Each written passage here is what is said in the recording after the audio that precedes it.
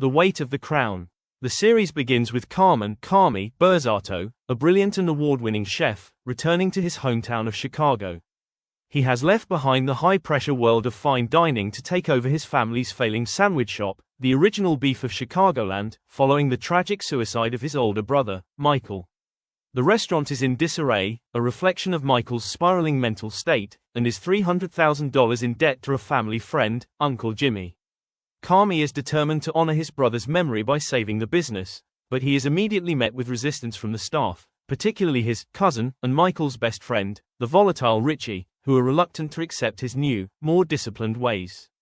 To help him navigate this impossible situation, Carmy hires a talented but inexperienced chef, Sydney Adamu, who sees potential in the rundown joint and is eager to prove herself.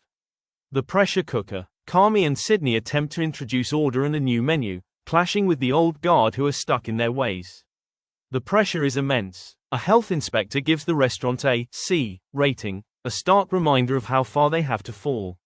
We see flashbacks to Carmy's own trauma in a fine dining kitchen, where he was subjected to relentless verbal abuse, explaining the source of his own perfectionism and anxiety. Meanwhile, the restaurant faces one catastrophe after another: a broken toilet, a blown fuse, and a catering job for a child's birthday party that goes disastrously wrong when Richie's Xanax is accidentally spiked into the children's drink. To make matters worse, Carmy is horrified to discover that Richie has been selling cocaine out of the back alley to keep the business afloat during the pandemic. Breaking point and a new beginning. In the midst of the turmoil, Sydney makes a risky decision to serve a risotto that Carmy rejected to a customer, who turns out to be a food critic.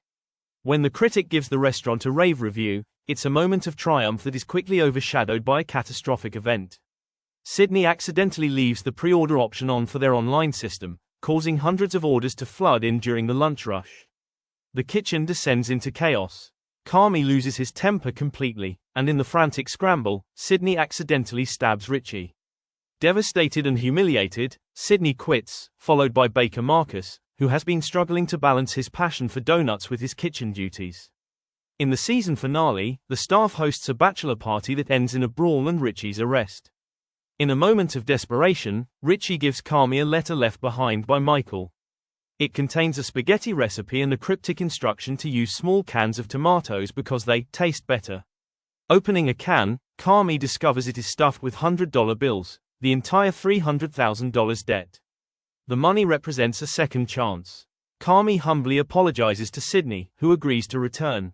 He then hangs a sign on the door, announcing that the original Beef is closed and will soon reopen as a new restaurant with a new name, The Bear.